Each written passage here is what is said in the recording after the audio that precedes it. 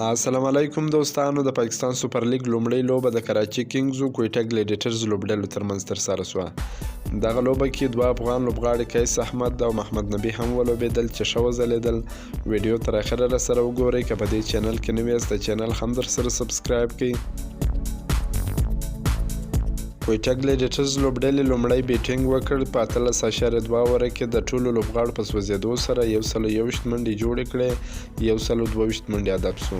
کریس ګیل په 40 باله باندې 19 منډې جوړې کړې. اعظم خان په 14 باله 19 منډې. قیس احمد په 14 باله 14 منډې.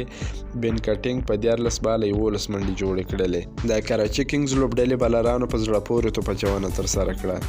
ارشاد په 4 اوره کې 14 منډې ورکړې. 3 مهمې خطرناکې وکټې واخیستلې. مقصود په 2.2 اوره کې 21 منډې ورکړلې. 2 وکټې واخیستلې.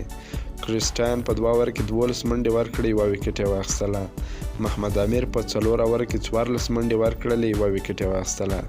محمد نبي ته د بال کولو چانس ورنه کړ. کراچي کینګز لوبډلې یاد هدف په 14.5 اوره کې د درو لوبغاړو په سوځېدو سره پوره کړ. جو کلیرک په 23 باله 40 منډې جوړې کړلې. محمد نبي په 14 باله باندې 13 منډې جوړې کړې. ناټ اوټ. بابر اعظم په 20 باله 40 منډې جوړې کړې. انګرام په 22 باله 19 منډې جوړې کړې. ناټ اوټ. لوبه یې په 9 وکټو وګټل. د کویټه ګلیډیټرز بالرانو محمد او سنین زبردسته بالینګ وکړ. په 4 اوره کې 18 منډې ورکړې. 2 مهمې خطرناکې وکټې واخیستلې. عثمان شینواري په 2 اوره کې 10 منډې ورکړلې. 1 وکټې واخیستله.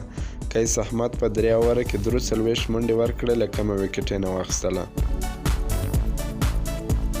دا په پی اس ال لیګ کې د افغان لوبغاړو په اړه معلومات کې مو دا معلومات خوښ شوي ویډیو در سره لایک کړئ. که په دې چینل کې نوي یاست د چینل هم در سره سبسکرایب کړئ. تر بلې ویډیو پورې د الله په امان.